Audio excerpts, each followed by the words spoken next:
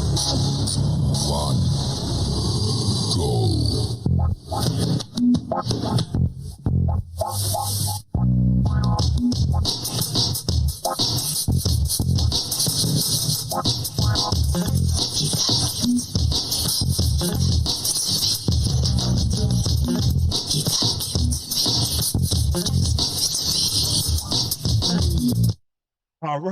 All right. What's up, Pittsburgh? Pittsburgh's DSEN listeners and Pittsburgh sports fans, welcome to another version of Soul Take. My name is Kevin Cameron. In the middle, we'll start in the middle. We have Mr. Ken Craig. How's it going, Ken? What's going on? Welcome. And to his left, JT is back in the house. What's up, JT? What's going on, Kev? What's going on, Ken? Welcome back to the show, my man. Thank you. That's right. It's time to get busy to talk Pittsburgh sports, major and hot sports topics. That's what we do every Tuesday from 6 to 8 p.m. right here on Soul Take. And what we have on tap today, the first segment, we do 4 30-minute segments. And it is a Penguins hockey night here in the city of Pittsburgh, even though they are on the road. Opening day for our Pittsburgh Penguins. We'll talk about the expectations and starting off playing the Rangers. Also, we'll have some NHL predictions as well as predictions for the Penguins. The WNBA Finals are going on as well. So we'll talk about the WNBA as well. The second segment, we will talk about the Steelers and the AFC North. The struggling AFC North. Can the Steelers take advantage of what's going on in the AFC North? Can the Steelers win it? And in the third segment, wow, do we have to talk about Penn State? Penn State fell apart. They can't get it together. Do we rep Penn State here? We do. Okay. We do. I do. Yeah. One person is for sure. But James Franklin, the question is, should he be fired? It's time to talk about it. Yeah, we need to talk about it. And we'll go over the AP Top 25, and we'll talk about the team right in the city, okay? The University of Pittsburgh, the Pitt Panthers. Did the Pitt Panthers find a quarterback over the weekend? All right. And then the last segment, seems like I skipped a segment or whatever, but I think I'm good. The last segment, we'll talk baseball. Major League Baseball playoffs are going on right now. And then we will get into the NFL Week 5. We'll talk about some of the games that went on outside of the AFC. And then we'll have our Week 6 picks. And I know Yolanda's out there. She already sent a text regarding her picks from last week. And then we'll preview the Steelers game against the Browns. The number should be on your screen or the way you connect it. But JT, if they don't have it, 412-213-8995 is the call-in number. And if you want to text us, 412-218-3888. So there you go. We want you to be a part of the show. And put this on your schedule, everyone. The Black and Gold postgame show after every Steelers Day game, live from Cloud 33 Cigar Lounge in Pittsburgh, PA, right in the Penn Hills Shopping Center. We want to see you in a place or on the phone, giving us a call, talking about the game. So directly after Sunday's game. So it should be between 4 and 7 p.m. Okay? Every show, we have a question of the day. And the question of the day today is, how long will it take for the Penguins to make the playoffs? Ooh. Okay, how long will it take? Okay, I don't think anyone will project it to be this year. So how long will it take? Next year, the year after, who knows? All right, so we need to talk about it. Okay, and we could answer that question of the day anytime during the show. So, Ken, I'm going to throw it over to you because the Penguins, you cover the Penguins for us. Yes. And they face the New York Rangers tonight in the Big Apple. Yep, MSG. Yeah, Madison Square Garden. Yeah, the puck drops tonight. 8:00 is when the puck drops tonight at MSG against our former longtime head coach Mike Sullivan. So Mike Sullivan was led us to multiple Stanley Cups, was our longtime head coach in the NHL, knows how to do it just like the NFL does. They know how to put the storyline together. But Dan Muse was also from New York Rangers. So the newest head coach for the Pittsburgh Penguins, Dan Muse, was an assistant coach with the New York Rangers before coming over to Pittsburgh. So, tonight, Dan Muse, the newest head coach of the Penguins, will face off against longtime former head coach Mike Sullivan. But that isn't the only storyline here, right? So there's a lot of exciting things, and I think that's going to be the story for this year.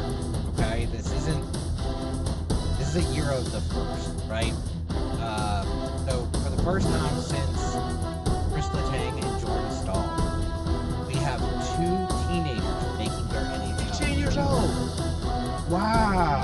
19 years old. So Harrison Brunicky, 19 years old in 152 days. And Ben Kindle, he was our first round pick this year, 18 years old in 171 days.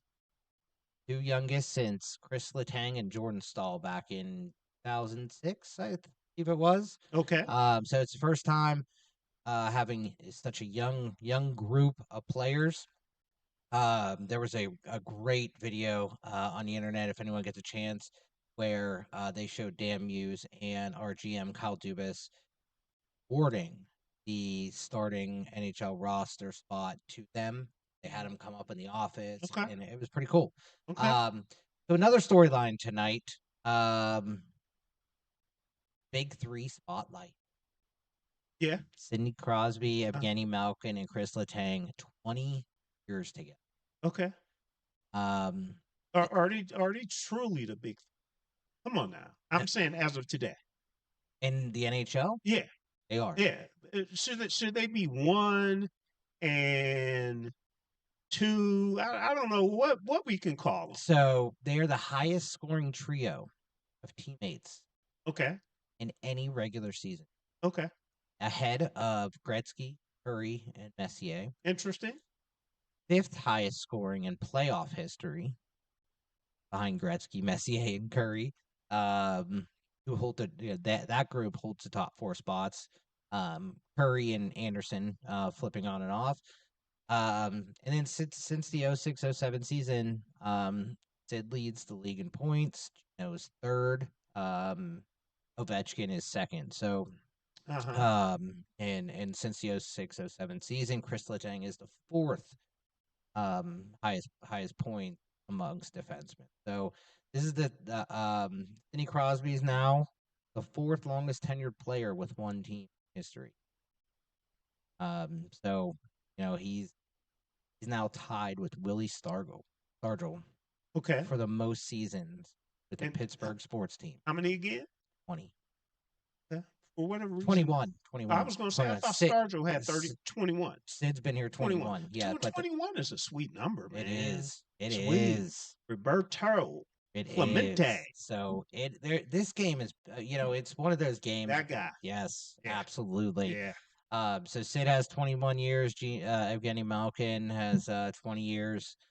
It's a season where we have a lot of young players on this group. Kyle Dubas and Dan Muse committed to the organization that they are not afraid to say, we don't care how long you've been in this league.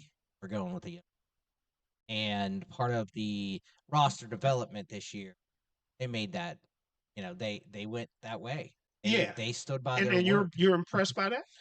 Yeah, Yeah? I am, See, because I'm the younger guys outplay the older guys. okay. See, I'm not impressed by that, and I think I shared that last year.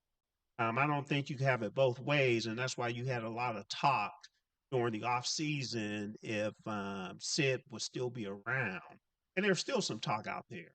Okay, Sure, yeah. so I'm not sure when the trade deadline is, Mhm. but I think it's something we need to watch, see where the Penguins are now. Of course, Sid, said politically correct answer. Yep. He wants to be here, but his agent said something, Yeah, and during the off season. what's wild is I don't think Sid is the one to watch. I think Sid makes people better Mm. around him. So even though he's older, could we get a lot for Sidney Crosby? Absolutely. Yeah, Um, yeah, I don't think he'll be the one moved though. If yeah. anyone, I think it would be Evgeny Malkin. Well, the reason that I said earlier that I wasn't impressed, I don't think that my man is going to GM. What's his name again? Kyle Dubas. Kyle Dubas. There you go. Yeah. Uh, I don't think he's going about it right way. You can't do it both ways. You either got to go young, or you have to bring veteran players in that fit around your other veteran players Yeah, and that was the balance and that compete. it's a hard line to a hard fence to stay on, Yeah, because he wants to do right by the city. And and I think coming in and getting rid of someone like Sidney Crosby or someone like Evgeny Malkin, right? Like you it's do right by the city by about winning. trading them, Mm. getting pieces that you can win moving forward. If you're gonna lose, why lose with Sidney Crosby and Malcolm and Yeah, and you know? I think I always separate, okay, Okay, because they're totally different players, right? Like Sidney Crosby's the type that will help develop the younger guys well, yeah, right? yeah, So he's a professional of professionals. Evgeny Malkin may want to go play for a Stanley Cup competitor this year, right? Like yeah. I see him a little bit different, and I also don't think he this late stage in his career. I actually don't think he makes us better. Who? Evgeny Malkin. Okay, You know what I mean? So, like even the last preseason game yeah, took two dumb penalties, right? A penalty while we were 2 seconds into a power play just bad plays. But I don't disagree with you, Kevin. I know where you're coming from, and I definitely agree. Um, and I think it essentially could hurt us, yeah, yeah. because I think we're a little too good to tank. Right, we're doing that Hmm. Pittsburgh thing where everyone's mad about like I don't believe in tanking anyway. no, but this year there's a number one draft pick, Gavin McKenna, who's at Penn State, Yeah, and he is a generational. yeah. Has That's what I heard. more points than Can he play football? no, but he did have his opening game Uh, for Penn State this past weekend and showed out. okay, Uh, all right. Did showed did you out. go? No, did not go. Okay, which game are you trying to We'll go be to? going to November. November, the Yeah, November game. because Okay. Pittsburgh has a player. They was also a number one draft, or I'm sorry, a first round draft pick for the Pittsburgh Penguins last year. Still playing at Michigan, so we're gonna go up and watch the Penn State and Michigan.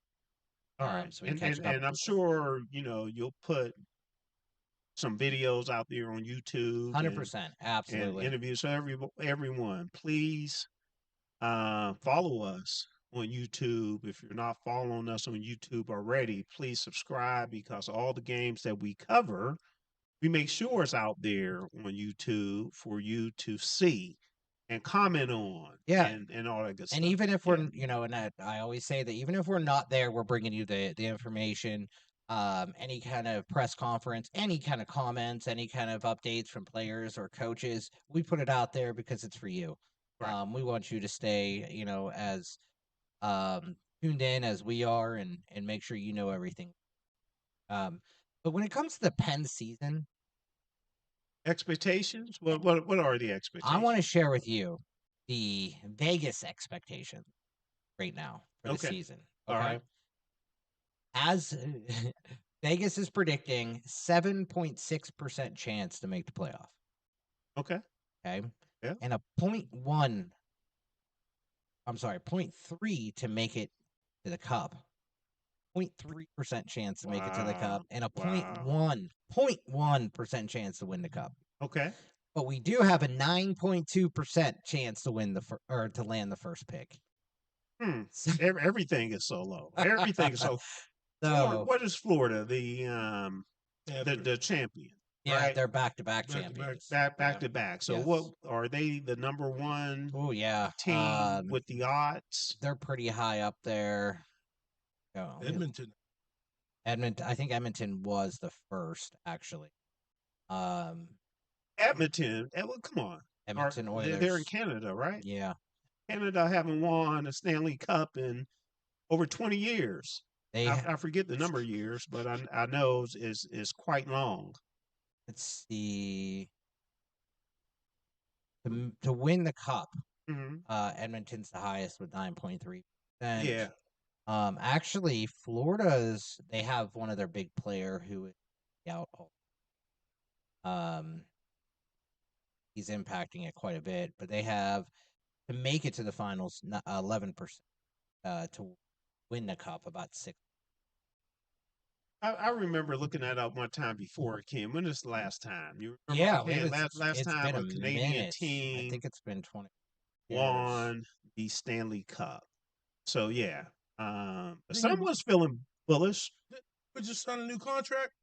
Yeah, Connor. Yeah, Connor McDavid signed a 2 years, 12 million. He did kind of what Sid has done. Sid contract is $8.7 million a year. Okay, very team friendly. Okay. 1993 was the last time a Canadian team won a Stanley Cup.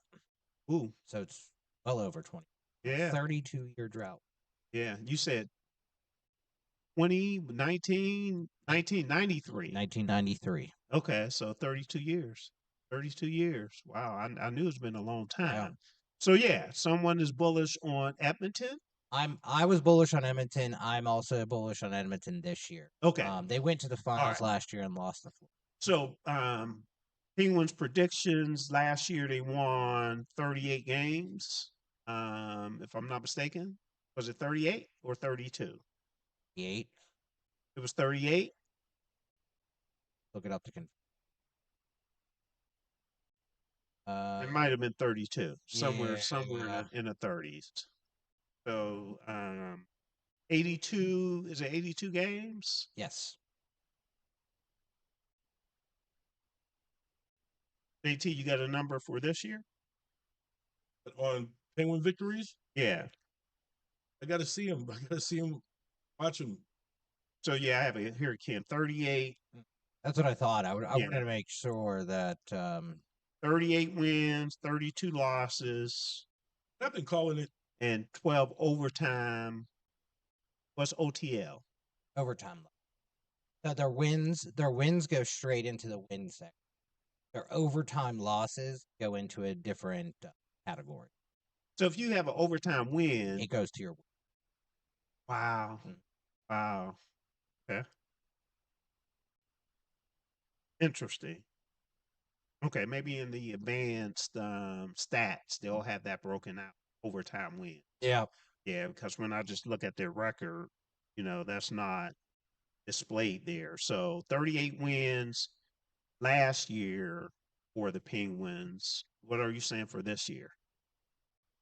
Yeah, I don't want to go much above it. I think if we can get 32. Wow. Yeah. I'm more optimistic. Yeah, just for the simple fact, it's hockey, and teams come out of nowhere. Sure. So, but I've been saying it for how many years have I been saying? Malkin, they haven't helped the Penguins. Malkin hasn't. I mean, I'm just Malkin, Chris Letang. Yeah. I mean, don't get me wrong. Nobody can ever say, it's not in their cards to get sick on purpose or right.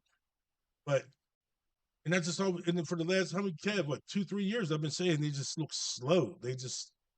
I mean, how many shorthanded goals have they been scored on? Yeah, have they been scored they on? look slow because they were old. They were old, yeah. And that's what I've been saying. And it's they've always had that dump and chase type mentality, which it's under Dan Muse, it's quite a bit different structure.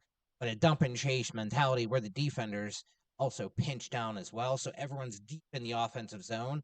So as soon as someone on the defense gets the puck and breaks it out, we're behind. Yeah, exactly. We're behind, right? So we're all automatically getting 2-on-1s, 3-on-1s. Absolutely. It was the type of system too that we didn't have the speed or the defense or the players on defense to even get back. And I guess that's what he's been addressing, hopefully. Yeah, and I think our defense is nothing to be, even this year, I don't think our defense is anything to be, like, excited about. How did we look in the preseason? Oh, we went 5-1. Okay, 5 straight wins, but still. We played like 2 different cores. So we basically had 2 different teams.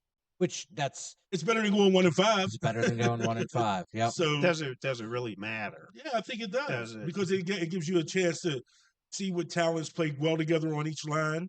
I'm just saying from a win-loss standpoint, I don't think it matters. Okay, it's more about how they're playing. Yeah. To me, it is different than football. Say, for instance, preseason, because football, I mean, they don't play but they get major injuries. And in hockey, I mean, really, how many injuries do you see that are really season-ending? Yeah, I mean, it's you know what I'm saying? Get some that are season, but it's a longer season too. It's 82 games, so I mean, like right now, Brian Rust was hurt in preseason, so he'll be out for the next probably month or so. We have a big injury that went down, but Jack St. Ivany is going to be with Wilkes-Barre. Rutger McGrody has been out, so we see him back, next month or so. But, again,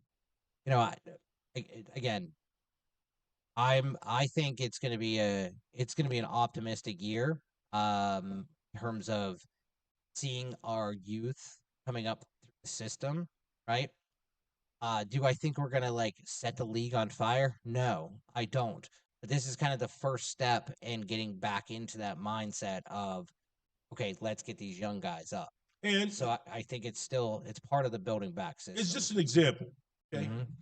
Nobody expected the Washington. Less than a minute. Nobody expected the Washington Commanders to go to the NFL championship game last year. One game with a brand new quarterback. So, like I said, it depends on how these guys gel together. Yeah, but I'm hearing predictions that the Penguins could be one of the worst teams. Yeah, but Kevin, I heard predictions that the Steelers would lose 3 out of their first 5 games. You can't compare the two at all. I'm just saying, it's people making comparisons. But you can't compare. I can give you my just like I predicted DK Metcalf. You said no. I never said yeah, no. You did. No, I didn't. Okay. No, I didn't. Every show is taped. Yeah, exactly. Go back and listen. What is your prediction? So I think the Penguins will win over 40 games. So give me a number.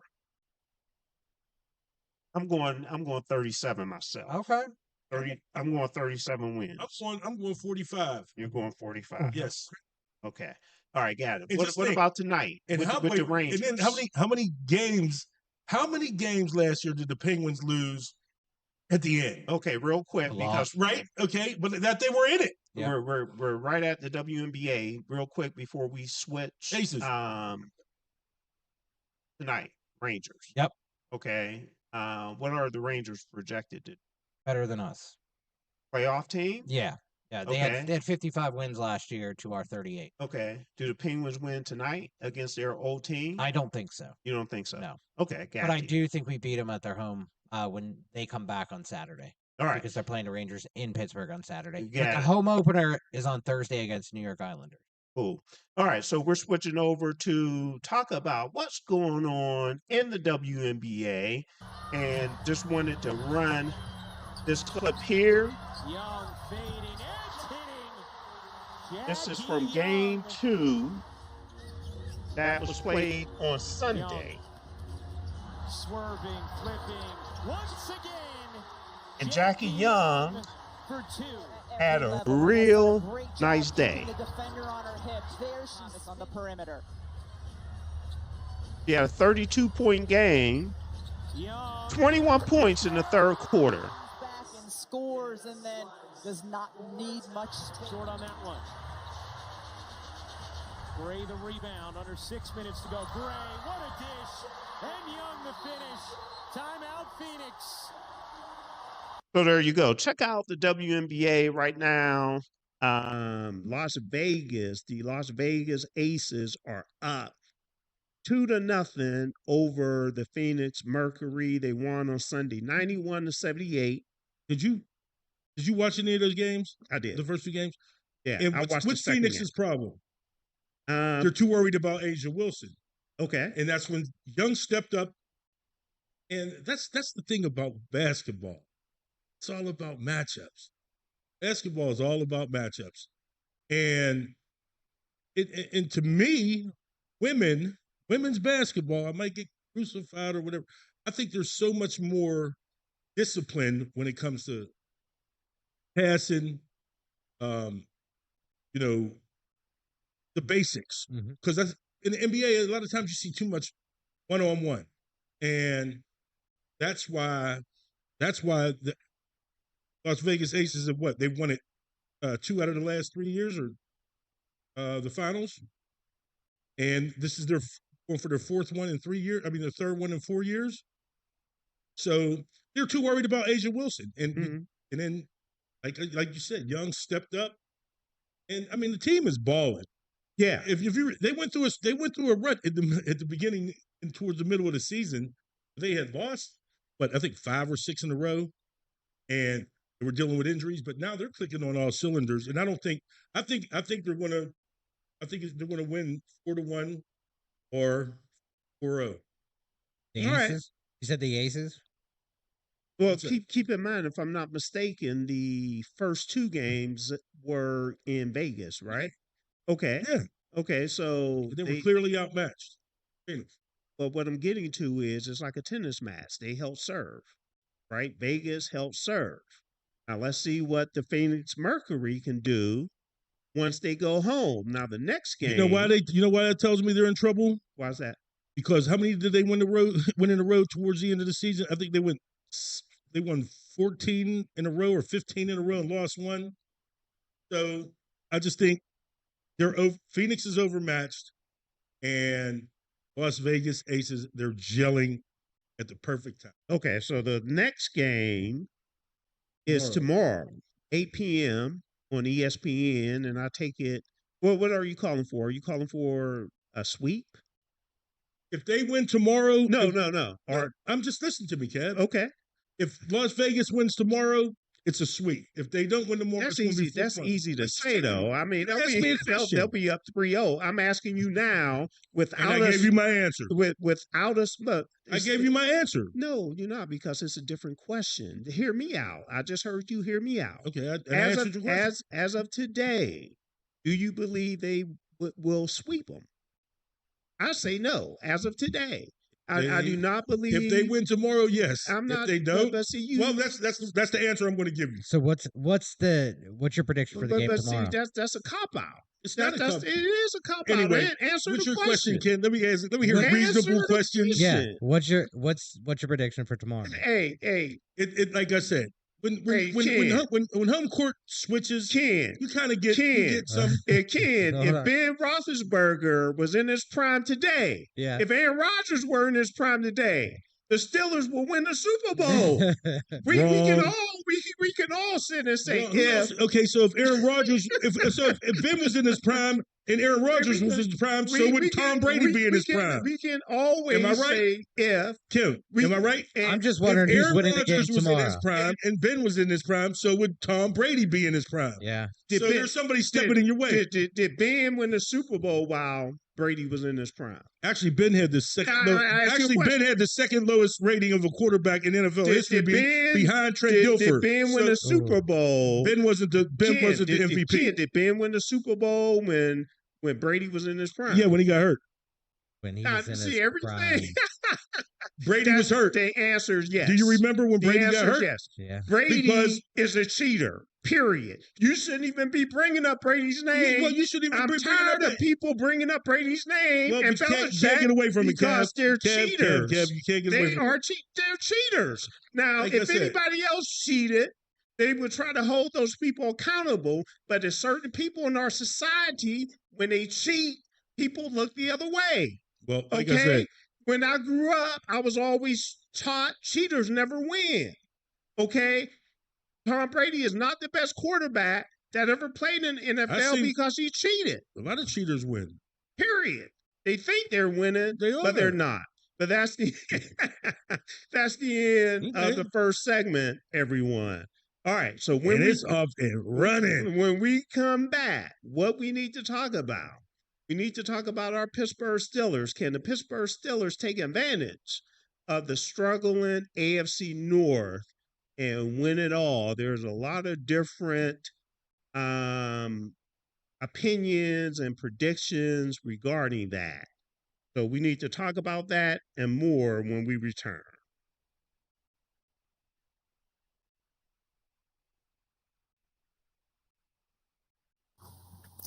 Looking for a cost-effective way to help increase your company's bottom line? Look no further than Soul Pit Media. With our award-winning print, internet, podcast, and Soul Pit television options, we can help your business get to that next level. For more information, contact Craig Dawson at 412-407-7685. That's 412-407-7685. And let Soul Pit Media take you to that next level. Business owners thinking about back-to-school promotions and replacing summer flavors with pumpkin? What about your taxes? Reduce your stress and tax liabilities by planning for tax time now with Cameron Professional Services Group. CPSG takes your goals, values, and visions to create a custom tax plan catered specifically to your business. We work closely with you to ensure that as your business grows and goals shift, so will your custom plan. Located in the Hill District in Pittsburgh, PA, CPSG is a CPA and consultant firm, providing services in accounting, auditing, tax planning and preparation, community development, and operational management. Call Cameron Professional Services Group today at 412-251-0607. Have you had the Beat by Niche experience? Beat by Niche is one of the top makeup artists in the city of Pittsburgh. She's touched the face of Cardi B, Love and Hip Hop personalities, and various Steeler wives. If you have not sat in her chair, what are you waiting for? Visit beatbyniche.com to schedule your special makeover for all occasions: weddings, graduations, proms, photo ops, and more. Visit beatbyniche.com and experience the touch of excellence. LL Cool J is hard as hell. Battle anybody, I don't care, you tell. I excel, they all fail. Gonna sell double L, must rock the bell.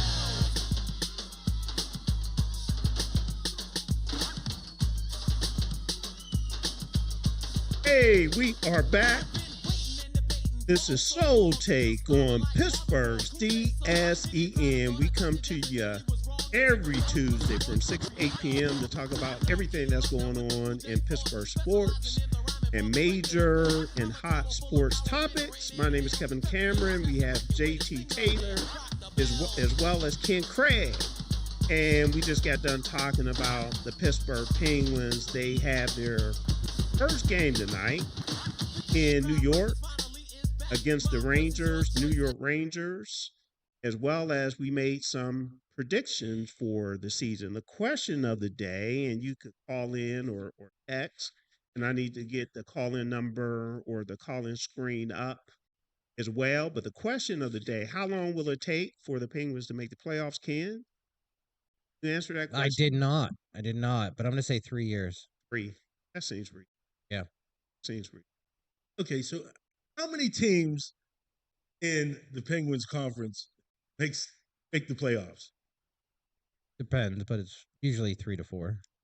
Not in their division, the conference. Oh, 8. Okay, and how many teams are in their conference? 16. Okay, so I have a hard time believing that the Penguins are going to be 8. There's going to be 9 better teams than the Penguins in the next few years. So I'm going to say I'll give them for next year. The worst team, the worst team that made the playoffs last year. How many wins did they have? Look that up because I'm looking right now. Yeah. I have it pulled up. 39. Because if you're saying they're winning 45 games this year, and they're in the playoffs. They're in the playoffs. But I'm saying that's my prediction. That's where. Yeah, I said it in the next year. But I'm saying that they would make it this year. You just exactly. No, what I'm saying though, Kev, is what I'm trying to tell you is this year there might be 9 teams that win 45. My thing is I just think by next year the Penguins will be in the playoffs. I'm not a big Penguin guy. I'm gonna keep it 100. But if they win 45 games, they're in the playoffs. Yeah, and it does depend on the division. They had 39. So they had 39 wins. 38 wins last year. We missed. Well, the lowest had 39, but here, but the other division. So Lightning had 45 wins and were the last team in the division to make the playoffs. Right. So it depends on how good the division is. Right. So how many teams? 40, 45. Trying to between 40 and 45. Okay, there's 27 losses. 3. So we could assume, and there was a 46. We could assume if they're 4 of them had 46 or. There you go. So if they're going to win 45, if they're going to win 45, I'd say they make the playoffs. There's a good chance of them making. Right. Yeah. But there's also that chance that. But you're saying by next year. But by next year, I mean, I think they'll be comfortably in the playoffs. I just don't understand that, JT. If you're saying not you don't understand, Kev. If you're saying, I mean, you're saying two different things. I'm not saying. You're saying they're going to win Can I ask you a question? 45 games and not make the playoffs. Can I ask you a question, Ken? Can a team win 45 games and not make the playoffs? Sure. Can it? So I'm not saying two different things. Technically, yes. Okay, so I'm not saying two different things. Mm-hmm. Technically, yes. So that's what I'm trying to say. So I'm not saying two different things, Kev. I said by next year. I mean, in our division, if you win 45, you're probably and that's the only thing I'm saying. But that's the only thing I'm saying. I'm just asking. There's still a chance. There's always a chance. So then don't sit up here and tell me I'm saying you had New England. You had the cheaters, New England, in a 16-game season when Brady was hurt. Why are you going back to them? Win 12 games and not make the playoffs. If you all remember that. Like I said, why are you going back to them? Because it was relevant. It was because they won 12 games and didn't make the playoffs. So then there's still a possibility that the Penguins. Okay, so I agree with you, Ken. I say I'm glad I agree with you. I say 3 years. I say 3 years. Okay. So as far as what's reasonable, okay, but we'll see what happens. All right. Our Pittsburgh Steelers just came off of a bye week. Before we talk about the Steelers, let's talk about the AFC North. Okay. All AFC North teams lost over the weekend. And I'm just going to throw it out there. Who looked the worst? Baltimore, without a doubt. Oh. Baltimore looked terrible. Baltimore looked really bad. I was wondering why they didn't start Snoop, but what's their other Huntley? Snoop Huntley? Their other backup? You mean start at quarterback? Yeah. Instead of Cooper Rush? Instead of Cooper Rush, yeah. Because I think probably because Huntley's still with them. I thought so. I think he's still with him. But other than that, you know what? Here, let me tell you something about the Ravens. And Ravens, they're one-dimensional pretty much without Lamar Jackson. Yep. So what people were doing, they're stacking the line of scrimmage. I think Derrick Henry had a touchdown, but what did he have? 20-some yards? Yeah. Okay. The back that's been the most exciting there has been Justice Hill, but they're not playing him because when Justice Hill's in there, he can either run the ball, he's shifty, or he can catch the ball. But one problem with the Baltimore Ravens is their receiving core. Their receiving core is horrendous. The problem with the Baltimore Ravens is right now, Lamar Jackson, he's not in there. Of course, they don't have the defense that they used to have. That's a problem. But how many people they got 4 starters on defense out? Yeah. I think the only other team that I would say looked worse than them is the Arizona Cardinals. But they don't have a chance without Lamar. Is my they point. do not. Even with a bad defense, if Lamar is healthy, they will always have a chance. Historically speaking, they've always had a good defense. Like if they were down in games or if they had an injury like at Lamar, they always had a defense to back them up and to win them a game. Or get them, at least late in games where they could compete. Right now, they're not even close to that. I mean, they got absolutely blown out. So Houston. So just so we could make sure we have the right information here. So Derrick Henry carried the ball more than 8 times. He actually had 15 carries in the game for 33 yards. Okay, yeah. and 1 TD. I just want to make sure people have the right information. Okay. That's all. And the only reason why they got that TD is because it was set up for a pass interference call. Well, hey, I'm not sure if the penalty was legit or not, but Houston spanked them, 44-10 in Baltimore. And then Cincinnati, who made a trade today with Cleveland to get Joe Flacco. And as a result of that, the Shedeur Sanders fans should be happy because Dylan Gabriel is a hit away from Shedeur Sanders getting his opportunity. Right? Does that trade worry you? No, it does not worry me. You don't think Flacco can throw the ball all over the field and the Bengals can somewhat be a little dangerous? Now, I think the Cleveland Browns beat us with Flacco last year. I think Indianapolis. But we didn't have that same defense we got this year. And Indianapolis beat us with. If Joe Flacco. I mean, that's what I meant. I'm sorry. Yeah. Indianapolis. If Joe Flacco worries me, we're in trouble. Yeah. Bottom line. Now, if we had the same defense we had last year, I'd be concerned. I think it gives them total different defense. I think it gives them a better opportunity, Cincinnati, by having Flacco versus having Browning. Okay. But we're playing Cleveland this weekend. I was talking about the division. I was talking about the division. Well, the other answer to your question, Huntley was cut, and then they brought him back to the practice squad. And he was just elevated from the practice squad 3 days ago. Okay, that makes more sense. So, okay, yeah. Because it was just Cooper Rush and Lamar Jackson. That's right. He was on the Browns for a minute. That's right. Okay. But thank you, Kev. That makes because I'm a little concerned with how much he can throw the ball. Like he could throw, like in that offense is set up for someone like him. Now their defense, I mean, they're just going to have to score, and I think Flacco. This year with Cleveland, he had 2 touchdowns and 6 or 8 interceptions. To be honest with you, I think Joe Flacco should be concerned. And it's about I would too. That offensive line. There you go. And we talked about it before the show about Cincinnati's offensive line isn't a good offensive line. But you gotta remember we're playing a rookie. He didn't look too bad. Dylan Gabriel. He didn't for the Cleveland Browns. He didn't look too bad. Actually, he threw 2 touchdowns. And the Cleveland Browns offense, I'm more concerned about than Baltimore's. I can tell you that because Baltimore's offensive line is decimated. I mean, Baltimore's bad. Yeah. You know how people say the Steelers went from really good to bad after one pick, a new quarterback? Even though they have winning seasons, I mean, the Steelers were bad.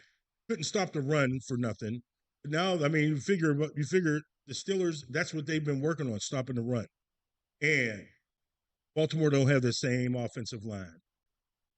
Cleveland, their defense is good, but we've seen that with their quarterback, Cleveland Browns could be looking at a lot of 3 and outs.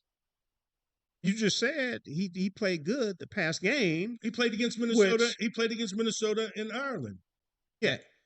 I I don't think he played good. I think he played serviceable. That's where I was going. Yeah. That's where I was going. Because I don't think he played good. He missed a lot of passes. I don't think he played good. Dude, it was his first professional NFL game. Right. I think for what he did, bring up his numbers and bring up Cooper Rush's numbers. Oh, that's what I'm saying. But Cooper Rush played with Dallas.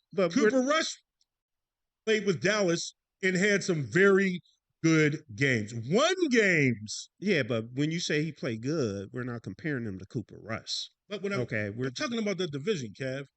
Okay, I'm talking about the Baltimore Ravens, the Cleveland Browns. Just like you're talking about the Cincinnati Bengals. When you initially said he played a good game, he didn't play a bad game. It wasn't according to the division. Go ahead. So he had he was 19 of 33 for 39% QBR with 2 touchdowns, 190 yards. How many 190 yards?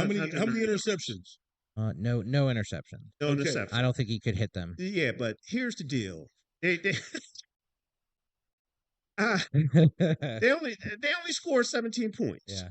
They only scored 17 points. And when I took a look, and we'll break this game down a little later. Right now, the Browns points wise is 31st in the NFL. So that they're not able. Huh? He started one game. Right. Who did they get rid of? They got rid of Flacco. Thank you. Who's now Cincinnati. Right. But I'm just saying, the one game he played, as Ken said, I thought he played okay, not good, serviceable. Okay. For a rookie in his first game. Yeah, I think a good player comes out and plays is like what we just talked about with Washington. Right, Jaden Daniels comes out and balls out. That's a good game. Right. When I think of this, I'm like, okay, he's serviceable right now. There's a lot to improve on. There's a lot he's got to do better. But will he pick us apart? I don't think he'll pick us apart, but he'll complete some. He'll definitely complete some. I don't think he'll pick us apart either. But what I'm trying to tell you, for number one, for how many people out there said number one he should be behind Shedeur Sanders? Mm-hmm. Many people said it. Okay. But for him to deal with all that noise going on, for him to come in and to do it, 19 of 33 for 190 yards and 2 touchdowns, I guarantee you is much better than probably almost 40 to 50% of the NFL last week. So, what I'm trying to say, they lost. I don't they lost, and that's the most. I think that's the most important. I think this is an argument you're just trying to argue. Yeah, no, but if you don't think he played well, then like I said, well, here's the thing. He has no interceptions. But anyway, well, you go go to your next. That's definitely a positive that he didn't have any interceptions. So we talked about Cleveland. Okay, so they lost. Cincinnati lost as well. And who did Cincinnati? They played Detroit. Lose to Detroit. Yep. So that was expected regardless of who they had in there, right? Unless they had Jake Browning 2 years ago, he was lighting it on fire when Joe Burrow went out. But I think even if Joe Burrow was in there, I think I still would have took the Lions in the game. With that defense, I still would have taken the Lions in that game. Well, if you paid attention to the game, did you watch the game? No. Well, I was watching it. Not live. I did not watch it. I was watching it because I had a lot of fantasy implications on it. And actually, in the fourth quarter, Browning started picking Detroit apart. Yeah, there was some garbage time. But it was still the starting defense. Mm-hmm. What was the final score? Wasn't that? There was 30-something, 27. They didn't hang a 40-banger on them like they've done in the past. Yeah, because they got two garbage time touchdowns from 2 second-half touchdowns from Jamar Chase. Right. Yeah. I think what was it here? 33, 20. No, I'm looking at the wrong game. 23. 37-24. Yeah. So, and if you paid attention to that game, it wasn't. I think whatchamacallit only scored 14 points in the first half. Mm-hmm. Detroit, Cincinnati's defense was playing. They were balling, but they couldn't. Quarterback couldn't get out of his own way in the first half. Who's that? Jake Browning. Jake Browning. Yeah. I watched the game. I watched every inch of that game. All right, so let's talk about the Steelers and if the Steelers could take advantage of the struggling teams. And we're talking about, again, Cincinnati, they're 2-3 now. We're talking about both Cleveland and Baltimore are 1-4.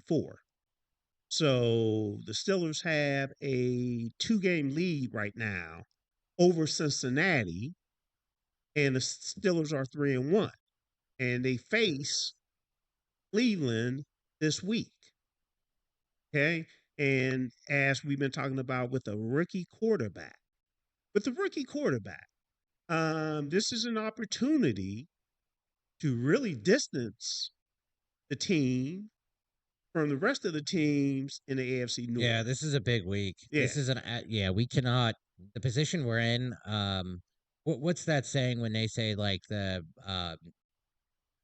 destiny is like up to us, or we choose our own destiny. Yeah, we choose our own destiny right now. But I mean, it really is. We are in a situation right now where if we can go up, 2, 3, 4 games on some of these, like that would be huge going into the latter part of this.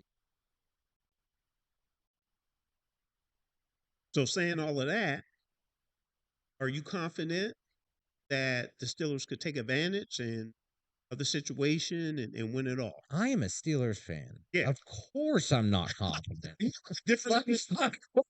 You're saying not. Yeah. Okay.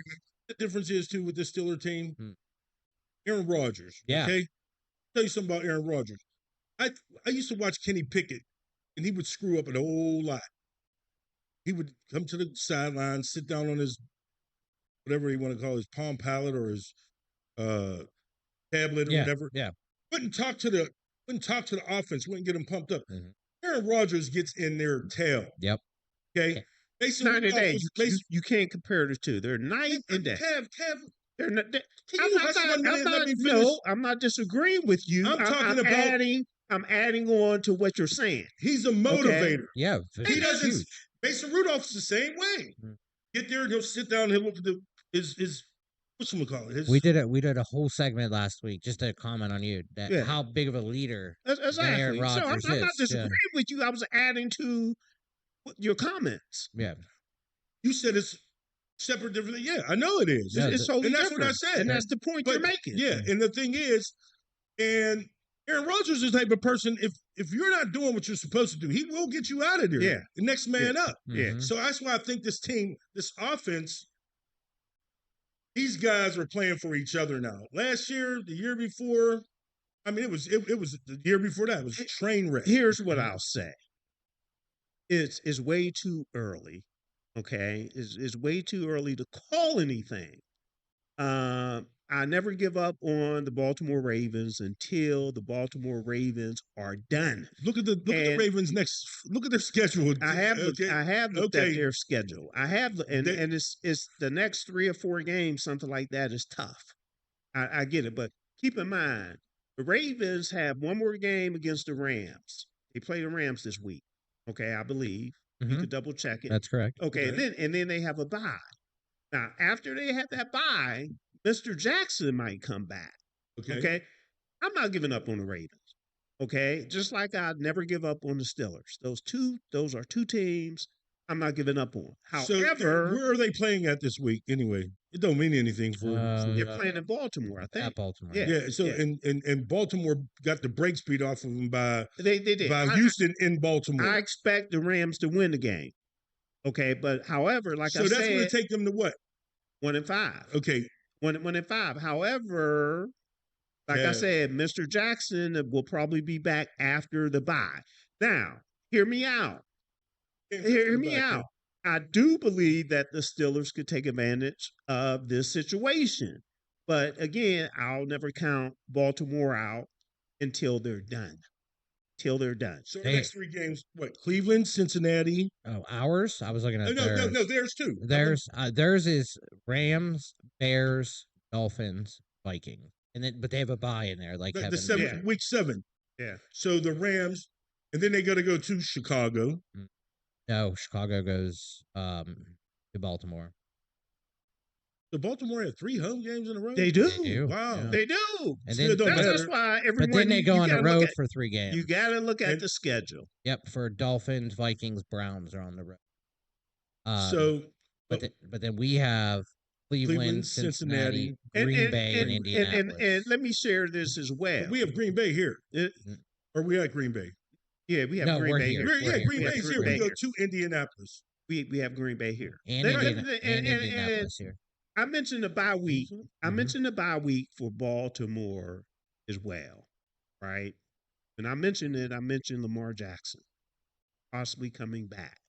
Something else you can't sleep is John Harbaugh. Okay?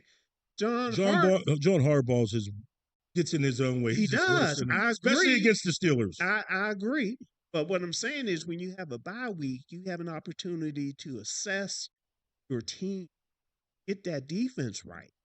Okay? So I don't put it past John Harbaugh to be able to assess his team and be a better Ravens team after the bye from a complete team standpoint. Okay?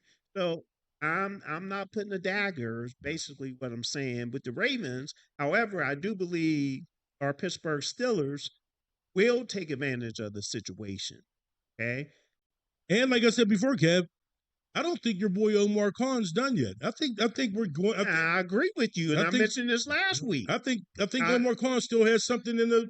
I mentioned it last week. The Steelers, from what I understand, have somewhere around 12 draft picks. That's not saying they need to take all those 12 draft picks into next year's draft. They could do some willing and dealing this year before the trade deadline. They hold as much ammunition as anybody in the NFL right now, coming into next year as far as the draft. Yeah, and we'll get. It's just ironic that it's here, and you will hear the voices.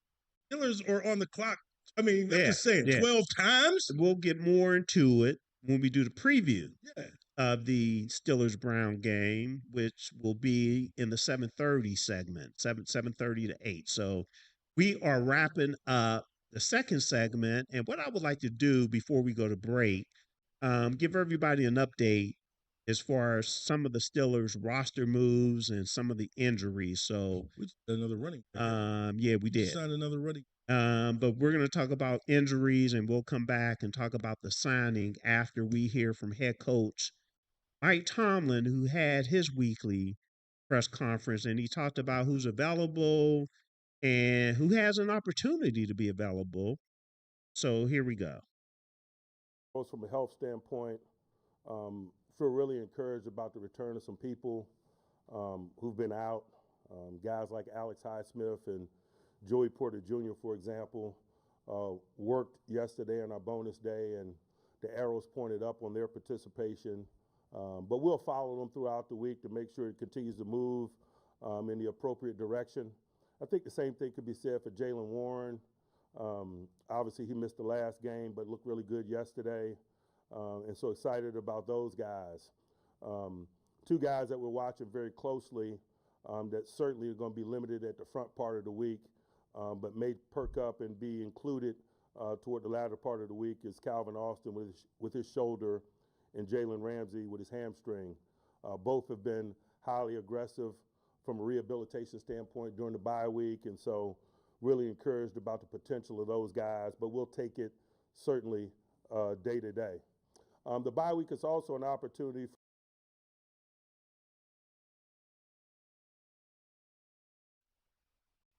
All right, so there you go. Those were the updates from head coach Mike Tomlin. And what you need, JT? I was saying turn it down a little bit because it was low hearing him his conference, but now it's really loud. So that's probably on your mic. There you or go. On your headphones, I should say. You're good to go now? Yep. All right. So, JT, I saw you were happy over there when he was going over some of those names.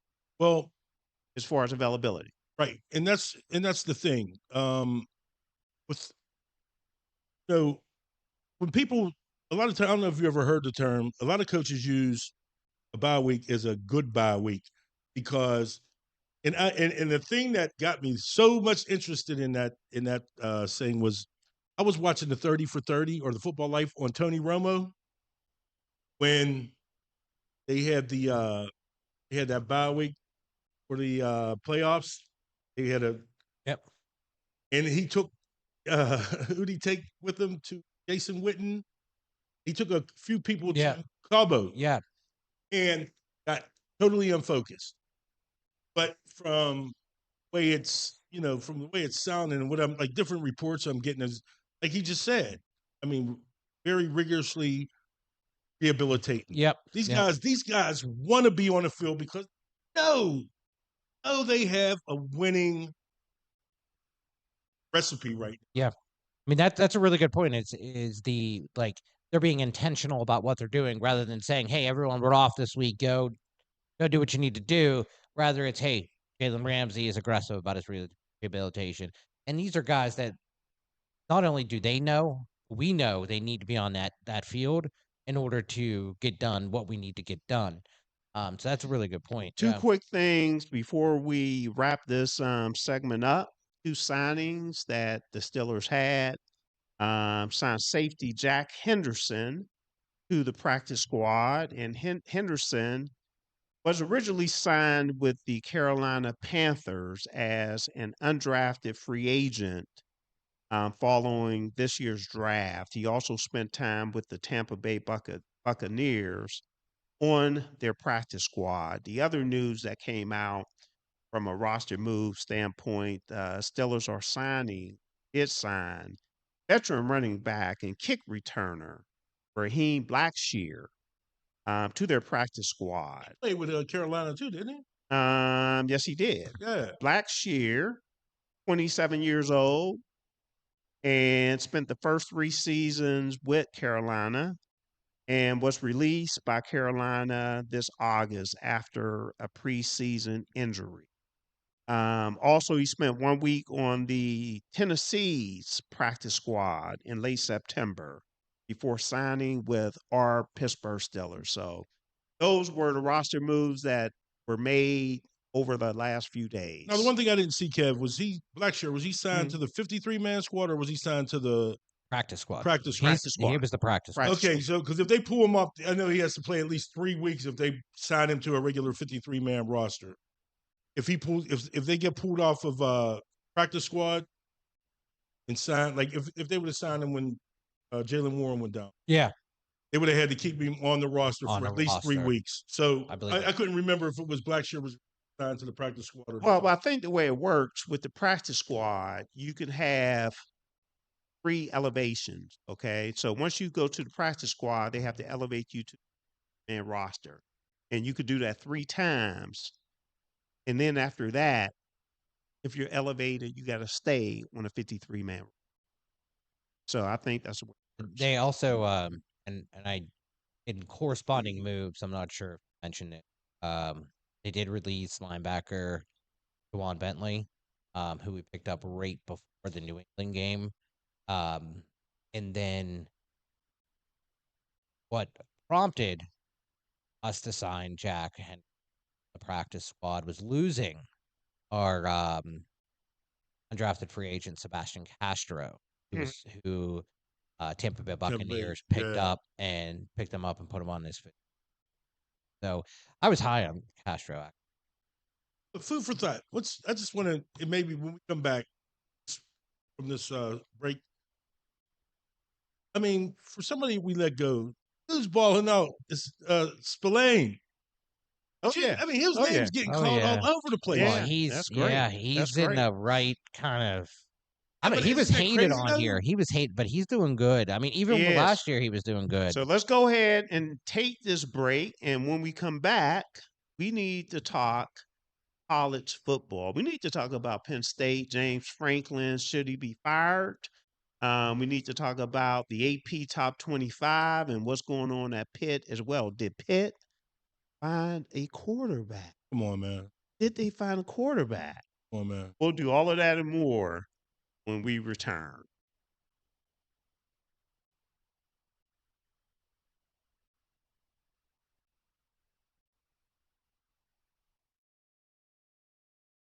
Pittsburgh, it's an old school party. Yes, each Saturday we throw it back with some of the best old school music, funk, R&B, old school, rap, hip hop, and all the jams that make you move and dance. Yes, check it out. Each Saturday, right here on Pittsburgh's DSEN. All the old school jams, 6 to 11 p.m. Pittsburgh, have you seen our Sunday radio schedule? Ooh, it is lit. Start the day off with our Sunday gospel music from 7 a.m. to 3 p.m. It will inspire you and have you praising the Lord. Then from 3 to 8 p.m., we bring you Sunday jazz melody for all the jazz lovers. Then cap off the night with the Quiet Storm from 8 to 11 p.m. to hear the best smooth, romantic, and soulful R&B sounds of yesterday and today. All that each Sunday on Pittsburgh's DSEN, the place for soul.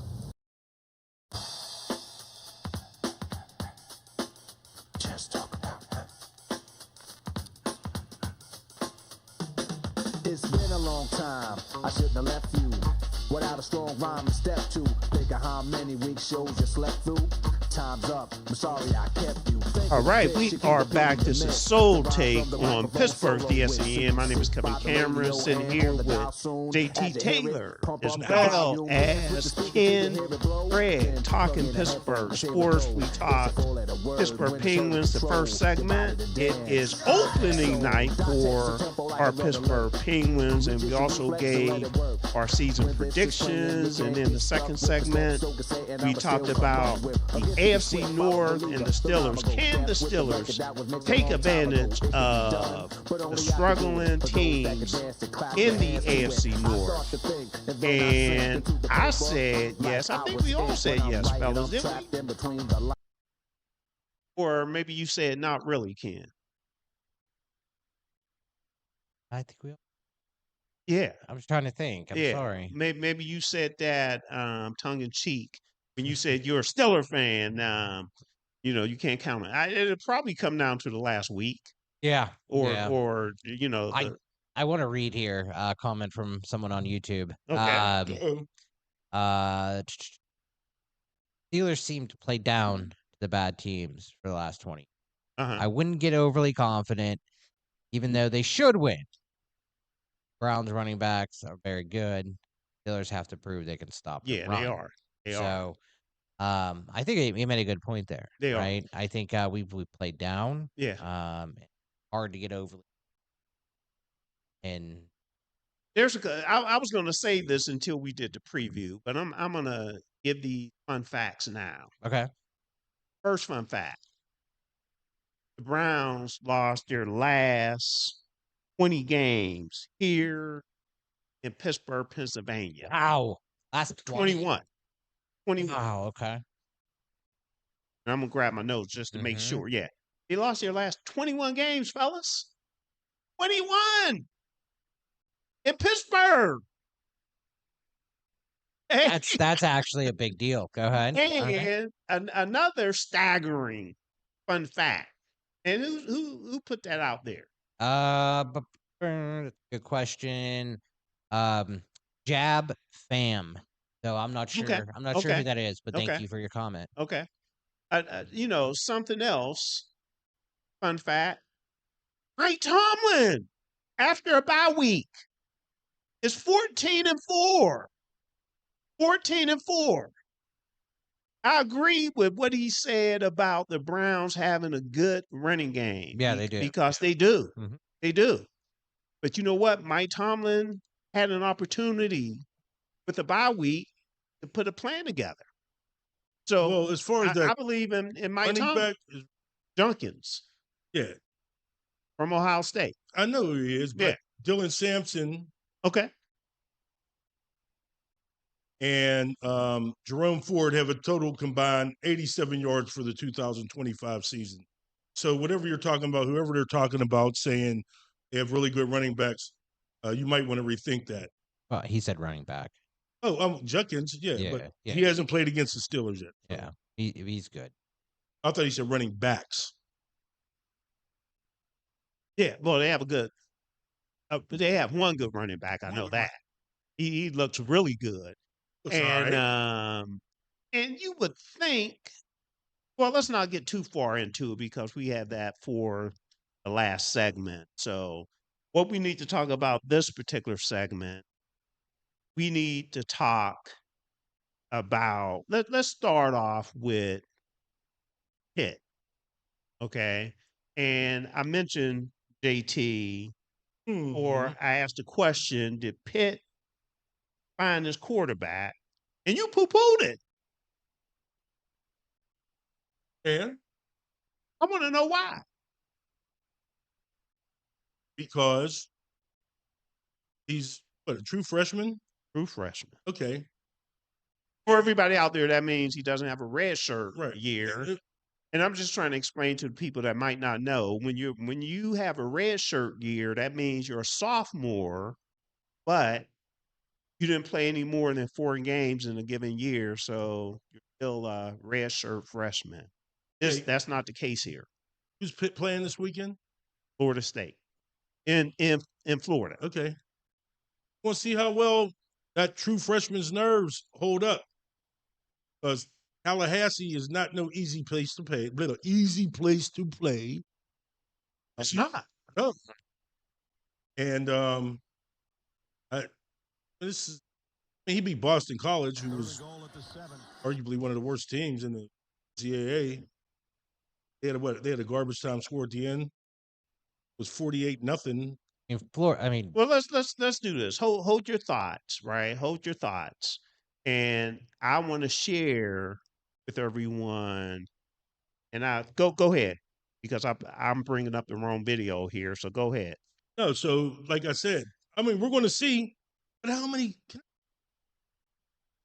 This is my problem with Pitt, and this is why we say if I was a quarterback, I would never commit to Pitt, especially under Narduzzi's era. Good thing Dan Marino committed. No, but I'm just talking about that was a whole different time. Yeah, I know, but I'm talking about under Narduzzi. Heintschel will look to throw. It commits. What happened to the kid from Penn Hills? He's still there. So why isn't he? Because he shouldn't play. Well, like I said, he's not as good as this quarterback.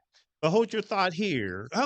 Hold your thought here, and let me get this video and this audio going, and let's watch this and listen to this, and then we'll talk about it more. Okay? Heintschel will look to throw. He's got time. He has a receiver as well. Did he make the catch? He did.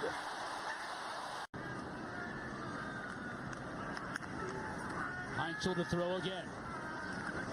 Has a receiver again. Omar Thornton on the tackle. Kenny Johnson has been his favorite target, no question about it. Heintschel to throw. Johnson! Touchdown! Second down.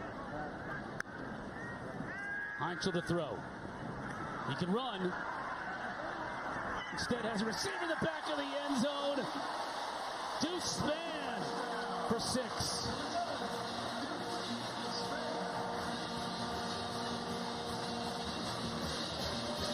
Yeah, look at that. Congratulations. Ouch, out. Bryce Steele out with a concussion after last week. A linebacker spot for BC. Touchdown over the middle. Easy. I'm going to go ahead and cut it off right there. Did you watch the game, JT? Bits and pieces. One game, JT, and I normally do not make many assessments based on one game. Not often. I think Le'Veon Bell, I probably made an assessment on training camp. Like this dude, man. I like this dude. I went to the game. I sat. I going to the game. I heard that Pitt was making a quarterback change. Mm-hmm. Okay. I knew nothing about him. Okay. Knew nothing about him. First pass he threw, the zip on that ball, I was just thoroughly impressed. Not only the zip on the ball. After one pass? After one pass. And if somebody has a rocket arm. I got a rocket arm. If you watch a baseball game and someone hits 100, he has a strong arm. You know that. So after one pass, I said, man, does he have a rocket? Then the more and more I started watching the game, he was making quick decisions. Reads the field well. Mobile. Okay, he's only 18 years old. So he has a long way to go. JT, what you said about it was Boston College, that's a factor as well. I'm not discounting that whatsoever. I think it'll be a better test, a much better test against Florida State. But I think this is the guy. I think Pitt found a quarterback. After one game, you think he's the guy? Not only just because of one game, because of his track record. Okay, even though it was high school. When I went back and took a look at what he did. Do not let him start. Do not let him start playing bad because he's going to be yanked. You have somebody else is going to be brought in from the portal, transfer, and that's good because I'm saying you have to perform, JT. No matter how high. Look at what's going on in college football right now. We're going to talk about Penn State, and look at what Aller. Is that his name? Aller? Drew Aller. Drew Aller. Look at what he's doing. He had look at what Manning is doing. They had high expectations. They're underperforming. Well underperforming. Okay. Yeah. So if they're underperforming, you have to say they're underperforming and possibly making a change. Look at Eli Holstein for Pitt, who got benched. He wasn't performing, got benched. Okay. But I am high on Pitt's new quarterback. I am, because I see the tool set. That he has. So how long was Eli Holstein the starting quarterback? This would have been his third year. This is his third year, correct? The third year with the team, but I think in terms of starting, isn't this his second? Well, I think he took the job off of, once again, the quarterback who's the quarterback that came from? I want to say this is USC but anyway, like I said, as a quarterback coming out of high school, I would never ever commit to University of Pittsburgh. And that's fine. I get that. So that's what I'm just. That's my own. Right.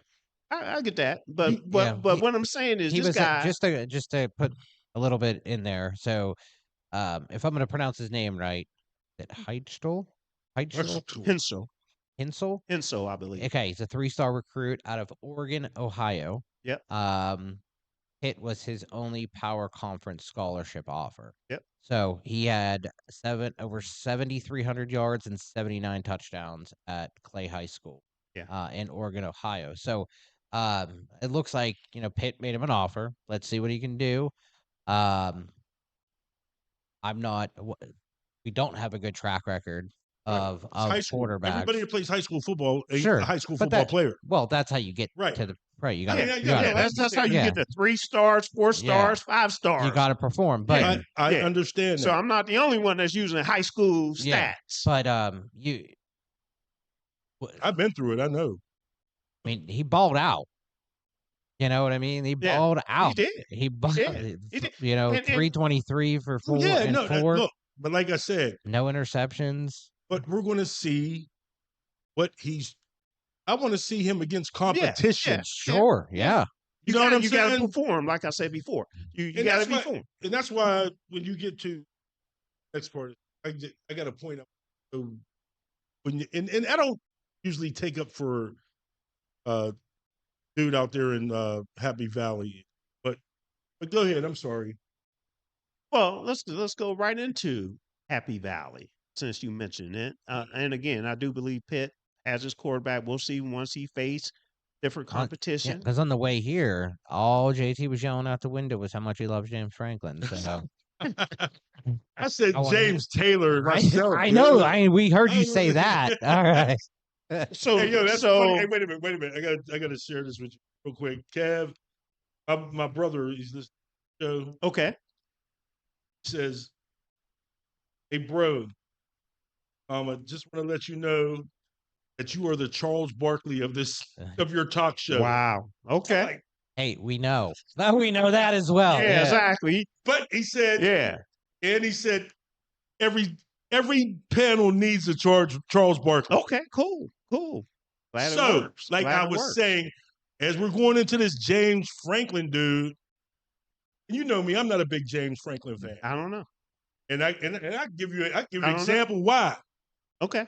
Because when my nephew, and I'm gonna put it out there, when my nephew was being recruited, Put it out there. when my nephew Mark Gilbert was being recruited out of Sampson, North Carolina, my other nephew was being recruited too, out of Pittsburgh. And when he invited them both to camp, when they went together, for fun Penn State's camp for their recruits. Yep. They paid no attention to my one nephew. The other one, James Franklin told my in-laws that the only reason why he had come there, the only reason why he let one nephew come is because they brought my nephew Mark, and they have no interest in him whatsoever. But he ended up getting a scholarship with Pitt, but had a health issue. And I lost all respect for James Franklin right then and there. And the reason why, you don't play with a kid's life, man. Understand me? You don't let a kid think, oh, bringing you in just because we think, and then you go and tell parents of the same family that the only reason why we let them come is because we wanted to see Mark here. Mm-hmm. So, but when it comes to coaching, there's not too many coaches, and like I said, I'm going to defend this. There's not too many coaches that have really done what he's done. Because if you go back, talk about he can't win the big one. Can't win the big one, right? I'm going to tell you how many teams in the last 20 years have really won the big one. I'm going back 20 years, okay? The NCAA championship game. In 20 years, there's only been 10 teams who have won the national championship. Alabama's won 6, and teams with 2, Clemson, LSU, Georgia, and Ohio State University. Between them, that's 14 championships. And then you had Florida won 2, Michigan won, Texas won, Auburn won, and Florida State won. So tell me, how many other teams? Hold on 1 minute, JT. Because can you hear? Hold on 1 minute. I'm gonna stop that there. Can you hear yourself? Yeah, I can hear myself. Okay, because I lost audio in mine's. Yeah. And you can hear me okay? I can hear you. I can hear you perfectly fine, yeah. I'm not. Maybe the fans out there, they want to hear you, Chad. So let's do this. I need to get my headset going because I'm not sure why it's not coming through. So let's take a look or hear the audio from the game. They lost to UCLA. So as long as you two can hear me, I'm assuming that everybody else could hear me. And if you're listening, please just send us a text message or something to say we can hear you fine. All right, here we go. This is the game from UCLA that Penn State lost over the weekend. Alayaba scans the field. Nico's going to take off. Nico to the end zone. Touchdown.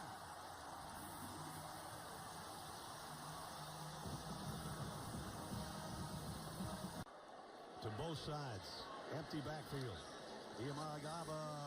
Alayaba had a monster game. Got away, throws right She hit. Quasi-Gilmore, I should say, 2-point conversion. Carried him 60 Roy. yards so far to the 15-yard line. Aller now the fade to the corner, and it's caught. Touchdown, Hudson. Perfect throw to Kyron Hudson, and 15-yard touchdown. Okay, there you go. I'm back. All right, I'm back. So, tell them who fixed the problem, JT. I hit something on the board that help myself off. Yeah. JT was on a roll here though, because I like what he was saying though. What was he saying? Okay, because so I was distracted. Okay, all right, Kev, it was good. So I'm going back 20 years in the NCAA. Oh, I know what you were saying. So you heard what I was saying. I'm I sure did. people out there heard it. National championship. There's only been 10 Yeah. teams that have won a national champion in 20 years. And I didn't even go back 25 or 30. But what I'm trying to tell you is there's 5 teams that have won 2. Okay? And there's been one team that has won 6. And then there's been 4 other teams that have won a single one. So for what James Franklin's doing as far as, I mean, he's building winners, but when you're dealing with the big boys in these conferences like the Clemsons, I mean, people want to go play at Penn State, don't get me wrong, but I mean, if I'm a recruit and I got a chance to play in South Carolina, Georgia, where the weather's nice for a great part of the year, Alabama, that's where I want to go. And I think that's where he's losing a number of recruits. He might be getting a lot of recruit from. I don't think he's losing any. Put it this way. Going into the season, a lot of people said he had the best roster in the country. He even said that he had the best roster ever at Penn State. Okay. Well, he said that. Well, that's what he said. And a lot of hold on. You got to remember, Kev. He's 2/3 your age. A lot of thirds. Probably, how old are you? He's only probably 40 something.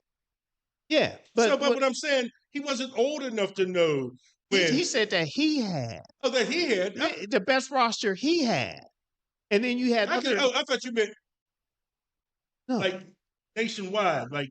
No, again, years, again, a lot of national pundits said he has the best roster in the country. And he said that he felt as though this is the best roster he ever had at Penn State. Now, and let me ask you this question too, real quick before you go. Why has he lost the big game in the last couple years? Why do you, and I'm gonna, I got a number of texts here. And I call it too, and I call it Drew, what's his name? Aller. Yeah. Always in the last 2 years that he's been there, he can't read a field, and he's thrown huge picks on their last drive. Last year against Oregon. Every time he does it. This year against Oregon, he did the same thing. Yep. Okay. He cannot read a field. He cannot. Okay. Yep, he cannot. And he gets happy feet on that last drive. I have a text here that I want to share. Okay, go ahead. And I've heard from other Penn State fans as well. And it falls into the line of what you just said. The texter said that Penn State needs a quarterback. Okay. And also a lot of Penn State fans are telling me that he has a problem moving laterally. Okay, moving to the left. If you get him moving left get him moving right. Okay, yes. That he's at a detriment when he moves left and right. But hold on, I'm going to disagree with what you said earlier. Okay, as far as winning the big game, because you're not using the relevant stats. Okay, I would not hold it against James Franklin if he couldn't win a national championship. Now, the stats that Ken brought up that we've been talking about, it's about him not being able to win.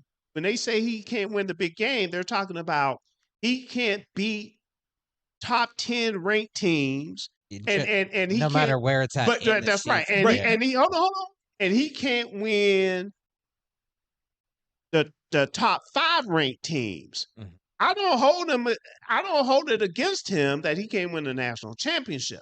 But you got to win against the top 10 teams and the top 5 teams. Yeah, because okay, but Ken, wait, so the stats that you brought up, you were talking about how many coaches won a national championship, right? But those are irrelevant stats. And let me just repeat these stats just so we're on the same page. Yeah, here, right. So, under Franklin, he is 4-21 versus top 10 ranked teams. He is 1-14 against top 5 ranked teams.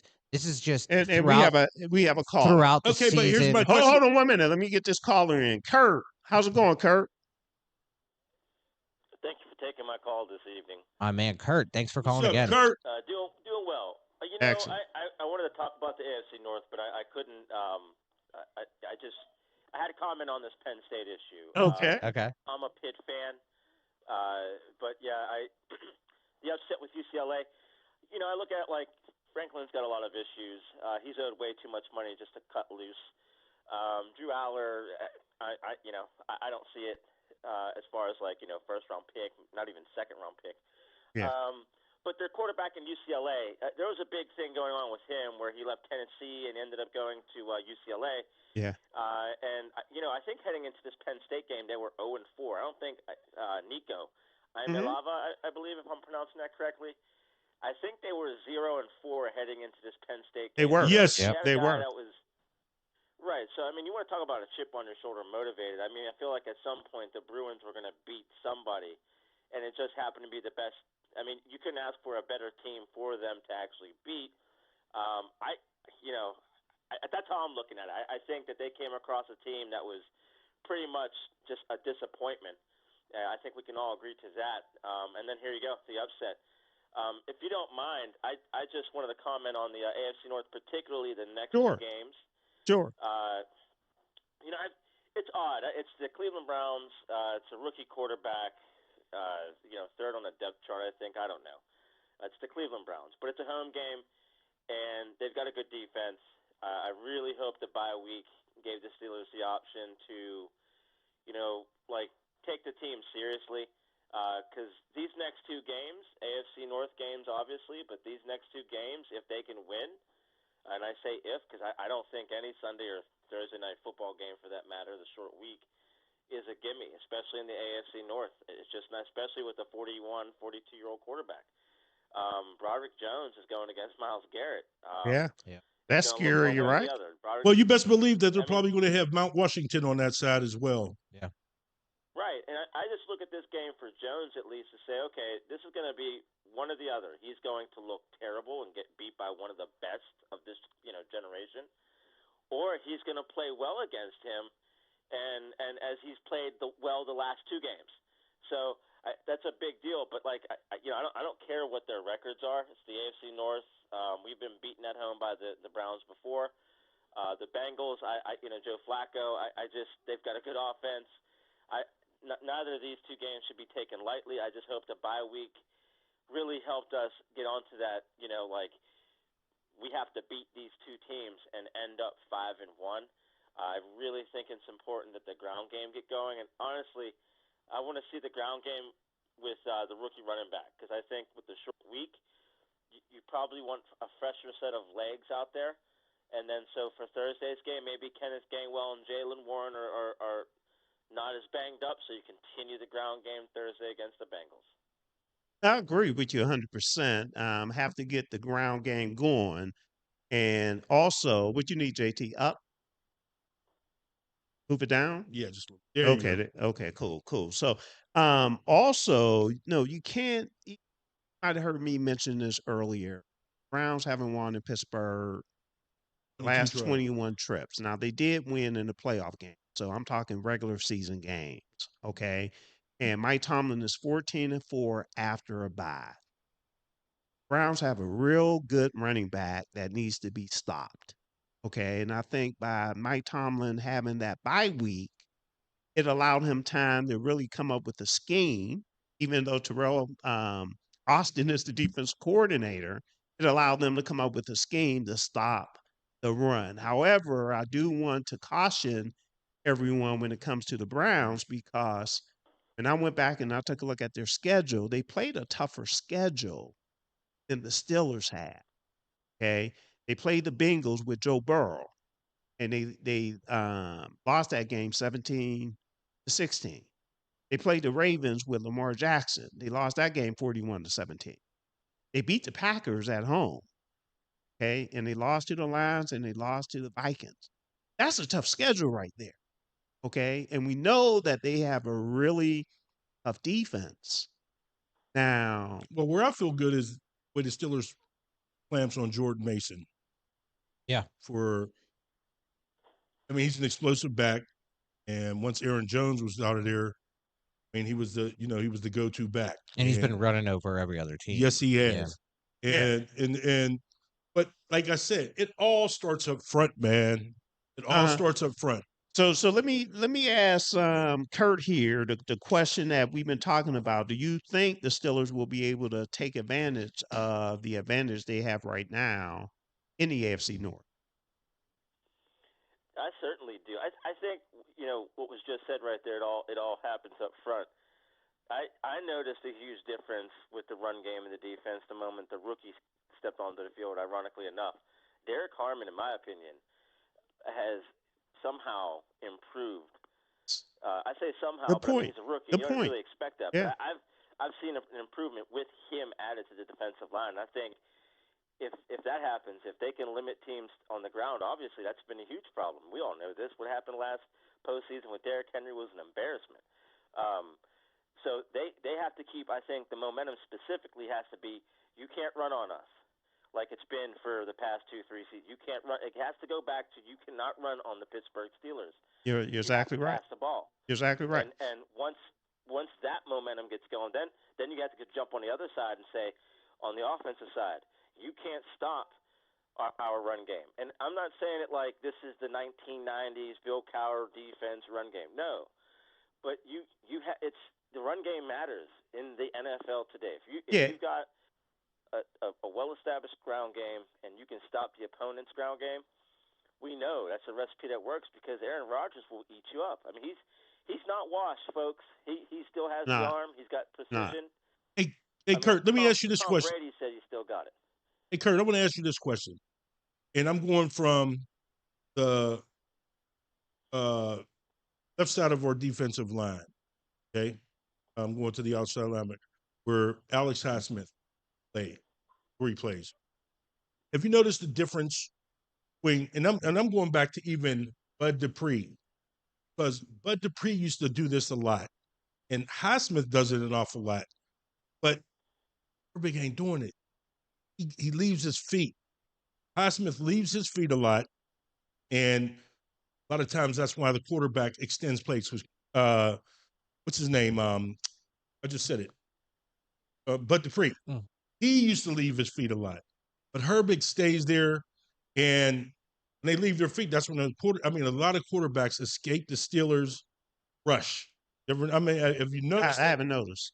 But Herbig stays down low. He doesn't leave his feet, and he constant pressure he puts on the quarterback that Alex Highsmith doesn't, and that's why, to me, he is so much more valuable at that position on our defensive line than Alex Highsmith. Okay. Anything else, Kurt? I think it has. You know what? To his point, though, I think with Herbig, a lot of that has to do with his size. And you look at Highsmith. That's a big guy. He could probably play a DN in a 4-3. Down like he could. I would imagine if he bulked up a little bit more, but Herbig, it's almost like he has to, and his explosiveness. He has that explosiveness, and he can get past on the outside or inside. And I haven't noticed too much of the feet, but what I've noticed is his ability, based, I would say, just my opinion and assumption, just based off his height, I think, where he's turned a disadvantage into a huge advantage, and so now he can get to the quarterback. But it's a luxury at this point, in my opinion, to have him and Highsmith on one side rotating. If we got to do that with Watt, that's a luxury. Definitely. Last thing before we let you go. Have you had a chance to check out our Black and Gold show yet? I have not done so yet, but that's something that we invited him. Of things to do. Yeah, we invited him, I think, a couple of weeks ago. I think it was called in a couple of weeks ago, didn't you? Yeah, I try to call in every time if I can. Yes, excellent, I remember that. I remember you calling in, and we went up to Cloud 33 after the game. Yeah. Even if you can't make it down, you can call in as well and provide your comments directly. Because you always have great input. Yep. Definitely appreciate appreciate the calls. All right. We appreciate you. Have a great evening, fellas. All right. You too, Kurt. All right, Kurt. Good night. All right. Great. And we have like 20 minutes left. So if anyone else would like to call, The phone lines are open. We're getting a lot of texts in as well. We appreciate your texts also. All right. So we were talking about James Franklin, and I think a lot of people agree that a big part of Penn State's struggles right now is the quarterback. However, like I said, JT, I think the more relevant stats are what Kim brought up with the ranked teams, because national championship. But you got to remember, I'm just talking. When I was talking about Drew Alward, okay, I was saying they were right in position, and it happened at Oregon twice. Yeah, we agree. Okay, no, but he's talking about your you said no other coach did what James Franklin, but they weren't always the same coach. But what I'm saying though is there's only been 10 national championship teams. Yeah. Right. And again, we're not holding that against him. What we're holding against him is he's not able to beat the top 10 teams, the top 5 teams. And according to this, I mean, from what I've looked, if you looked at the last 10 or 12 years, neither has Ohio State. Well, neither has Texas. Yes, they have. Ohio State won national championships. They won one national championship last year, and they won one 15 years ago. Okay, so the one they won last year, they did it. But I'm saying, what I'm trying to tell you though is Penn State would have been playing Ohio State. It would have been a Big Ten final if Drew Alward didn't throw the same stupid pick, rolling out to his left, trying to throw back to the right in the middle of the field against Notre Dame. So, and believe me, I don't like Ohio State. And you don't like Notre Dame. And I don't like Notre Dame, or I don't like Alabama. So when I say something about Ohio State, I'm just trying to be objective, right? I really am. I was going to play James Franklin's post-game interview, but I'm not, based on what we're talking about. I want to play something else, because the question that I asked, okay, should James Franklin be fired? Okay, don't answer it yet. Let me cue up. And his buyout would be like $56 million after this. Yeah. Kurt made a good point about that. Yeah, from his buyout perspective. From a money standpoint, okay, I definitely get it. But let's hear from Mr. College Football. A lot of people like to call this guy Mr. College Football. Paul Fenimore. Yeah. I think he was fired too, wasn't he? Wasn't he just fired? So I don't know if he was just fired. Here we go. Here's what he had to say about it, and this is on the Matt Berry show, if I pronounced that correctly. What he had to say about James Franklin. For James Franklin is keeping his job, and I know what the buyout is, and I know what his record is, but at some point you have to determine, can we do better? And I'm telling you right now, Penn State can do better than James Franklin. It just feels like the gas is leaking all over the runway, and that game yesterday it changed the narrative from he can't win the big one to now he can't win the little one either. Yeah. All right. So you have his opinion right there, and I agree with him. I agree with him. Can I read something just really fast? Yeah. It's about this. So James Franklin is 1-15 against top 5 teams in 12 seasons. Joe Paterno, through his first 12 seasons, was 1-9 against top 5 teams. 1-9? 1-9. Okay. His first 12 seasons. Okay. Against top 5 teams. Okay. Joe was 13-33 all time against top 5 teams. Okay. Which isn't good. Yep. Right. And 8 of those wins came from 82 to 87. And he won the national championship, if I'm not mistaken, in 1984 or 85. 85, I want to Matt say. Millen, Laird Thomas. And that's the difference. He won the national championship. Not only did he win the national championship, he was Penn State. He established Penn State. Okay? So that's a big difference. So he turned a blind eye. Yep. Well, for over 20 years, in 46 years, 2 championships. A good point. I just wanted to throw that point out there, that it's people, this is from a Penn State media outlet. that mentioned that James Franklin is the modern. Interesting. It's fitting that he's at the same college. But the other thing too is I doubt very. That's where it came from. I doubt very much though. Okay, we never know, but I doubt very much a Joe Paterno team would have lost that game. Yeah, right, and I don't see them there. I think look up Joe Paterno's worst loss. I'm sure it'll tell you. Yeah, he had embarrassing losses. Yeah, he did. Sure, yeah, but I don't think.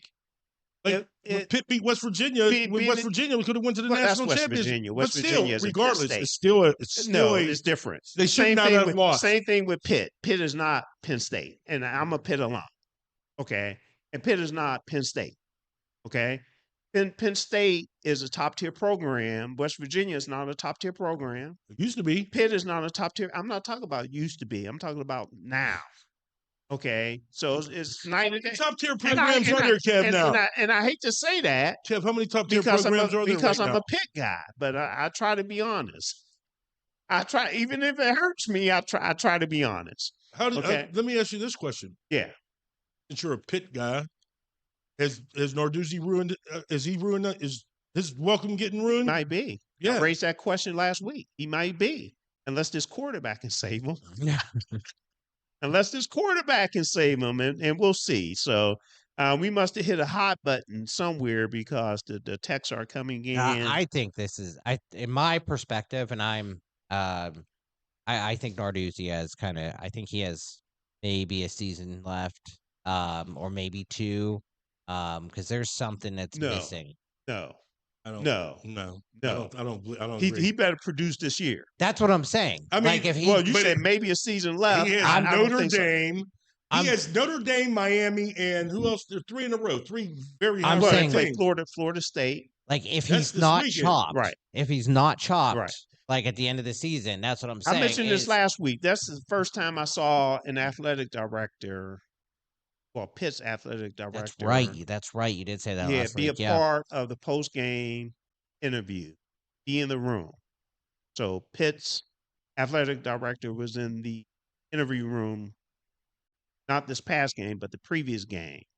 When Pitt lost to Louisville. Yeah. And maybe that's why he said, you know what, like, time to pull some big changes here. However, colleges get themselves jammed up too because he would have a big payout as well. Not that big. I think so. Probably not James Franklin's size. It's not even near that. I don't even think it's near that. I'm not saying this, but it's still big, is my point. Now, if Franklin, I'm not sure what he's making.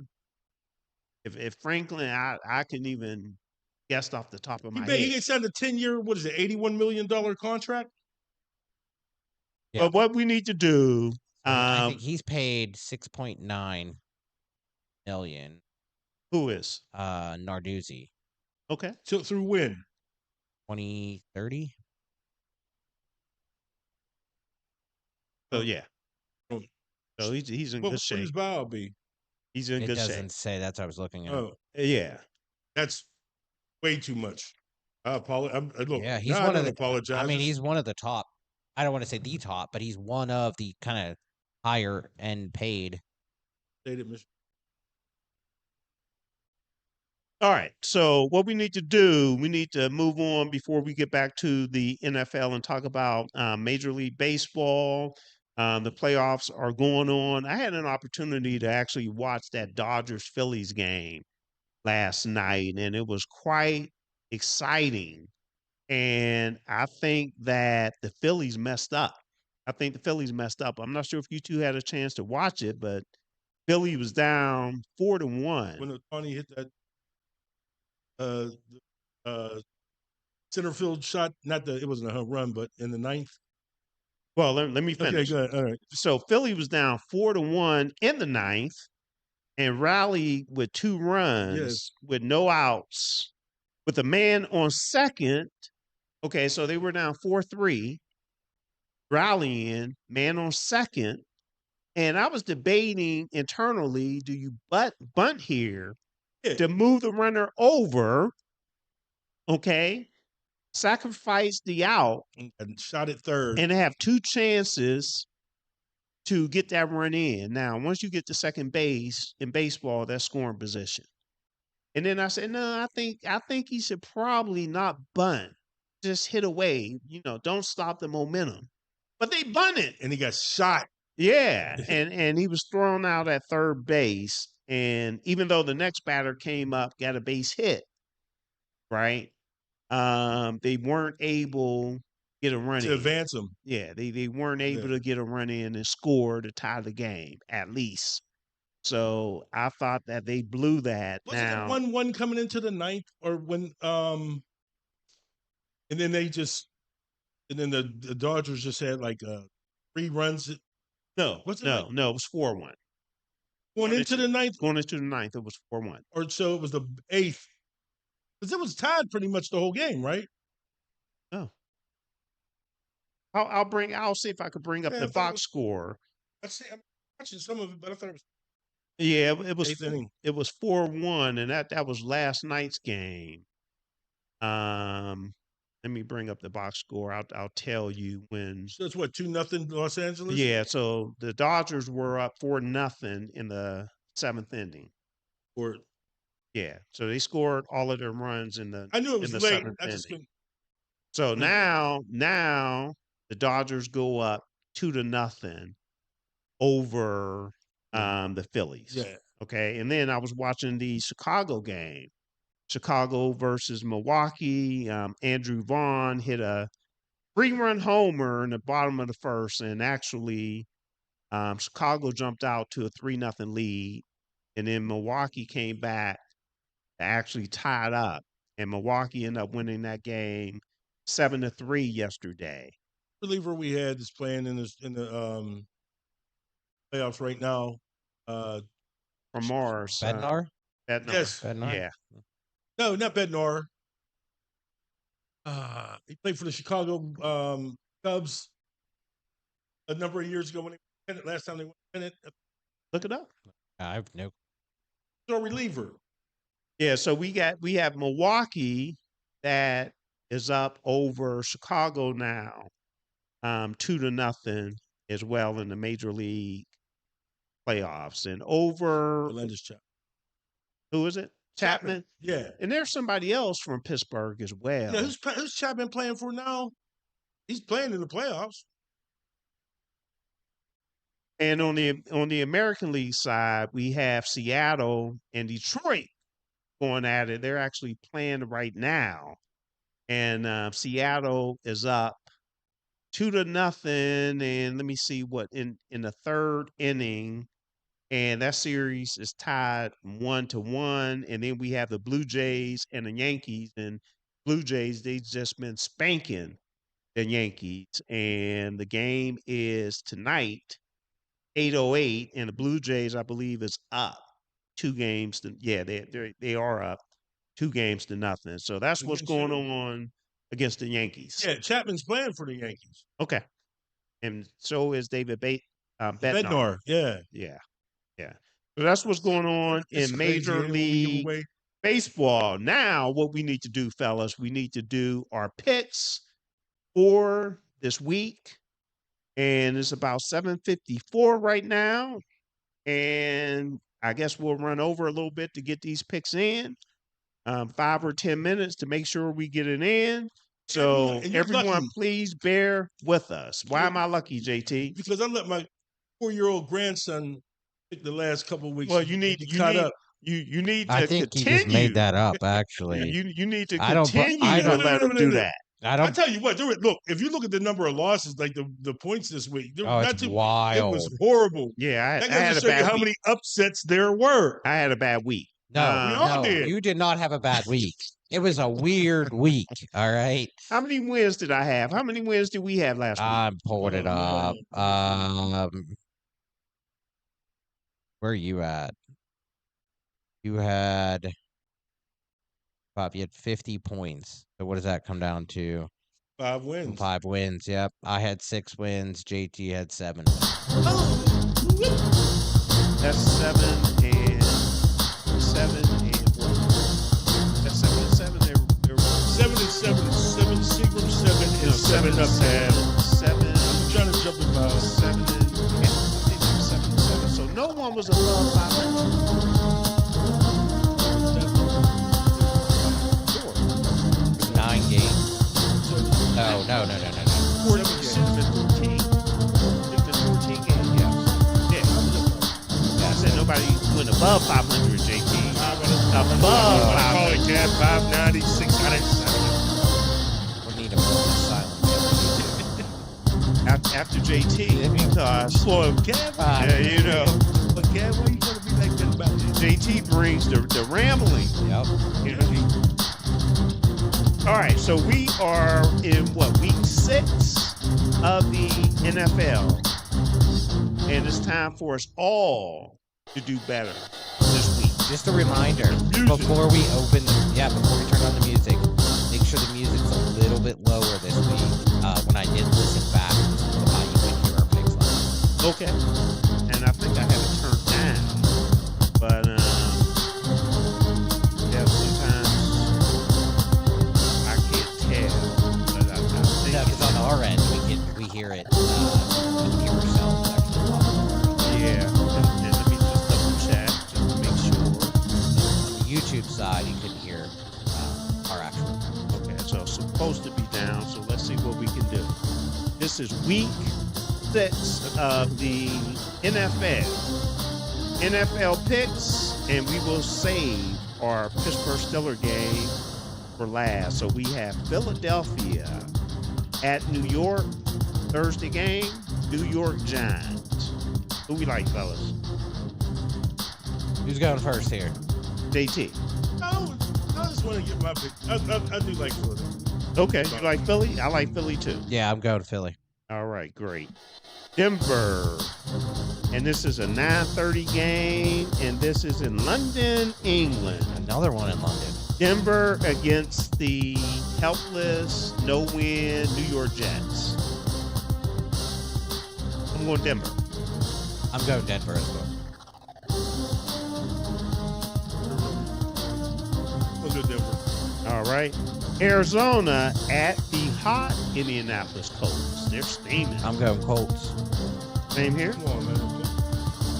Last. Los Angeles Rams, and these are all 1 p.m. games now. Los Angeles Rams at Miami. It's actually the Chargers versus Miami. You're right. Yep. LA Chargers. Thank you, Ken. No problem. Chargers versus Miami. I'm taking the Chargers, even though they do not look that great after last week. You're right. But I agree with you. Well, my thing is they lost Murray and Hampton for the next 4 games. And I think it's going to be an upset this Miami's going to. All right, I like that. New England at New Orleans. Where are we? Oh, I think New England looked really good against Buffalo this past week, so I'm taking New England. Okay. New Orleans look good too. They did. But I'm going with New England. I'm going New England as well. I hate to do it, but I'm doing it. All right, Dallas at Carolina. Dallas. Agree. Dak Prescott's on a roll. Seattle goes to Jacksonville. This is a good game. Jacksonville's 4-1 right now. I keep picking against them. Seattle's also, their defense looks good. Their offense looks good. This is in Jacksonville. In Jacksonville. Yeah, I'm gonna go with Jacksonville. To me, Sam Darnold still looks a little lost out there. He's not really doing much. He's late a lot on throws, and I'm going to go with Jacksonville. Their defense is playing hot ball. Excellent. I'm going with Seattle. Okay. Los Angeles Rams at Baltimore. We just got done talking about Baltimore. Rams here. You agree, Rams? Right now, I'm going to say the Rams, but there's an outside chance that Park can play, but Rams are like one of the best teams. I think so. Tennessee at the Las Vegas Raiders. Yeah. Wow, this is a throw it up in the air and see where it lands. Literally during the game. Yeah. Kick it around, see where it goes. Man, I have to just take the Raiders. They're the least worst of the two. Well, it got even worse though because there's a good chance that Brock Bowers is out again. I'm going with Tennessee. All right. You're going with Tennessee? Okay. It's like they accidentally won last. So just luck to have is good luck. Just to go back, Ken, you have the Raiders, yes, and you have Tennessee. Yes.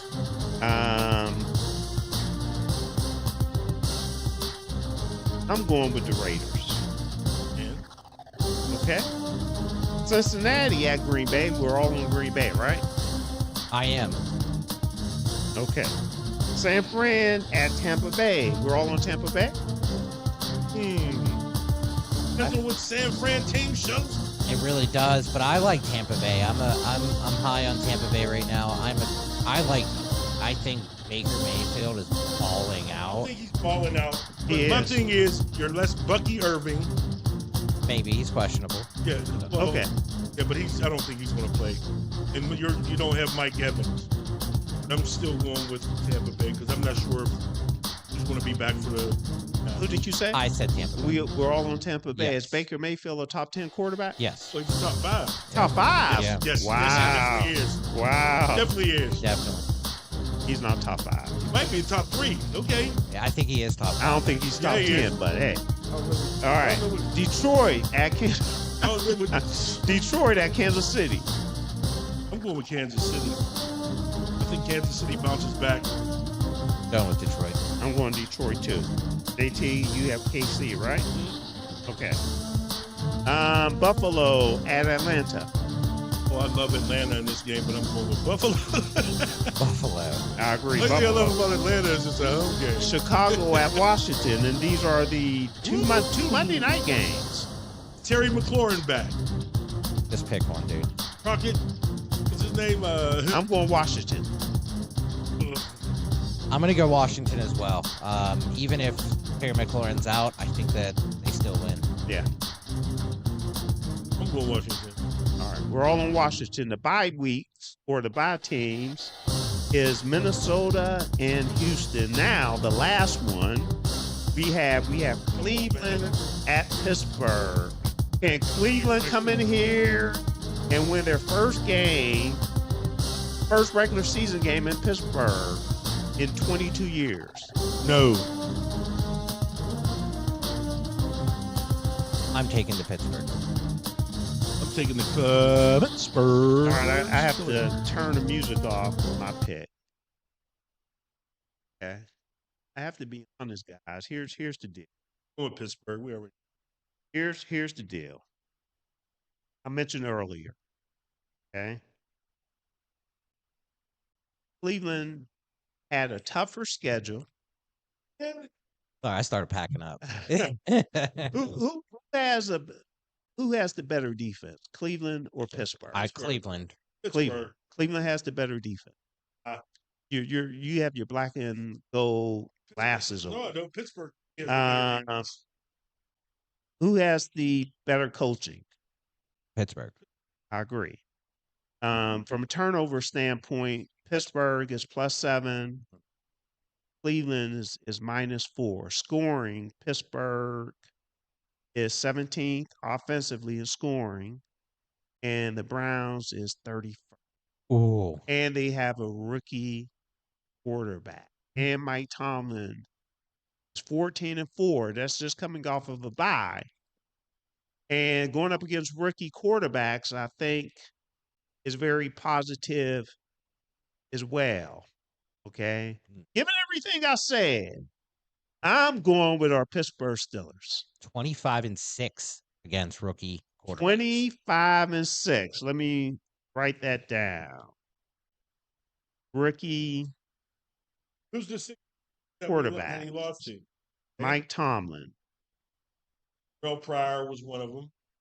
So that's pretty much a preview of the game. This game is Sunday. It's a 1 p.m. game here in Pittsburgh. I do believe that you have to block Myles Garrett, fellas, because he's a game breaker. Mount Washington's going to be. You're going to see a lot of Mount Washington on the left side of our offensive line. Hey man, probably big like they ran Calvin Anderson. Mm-hmm.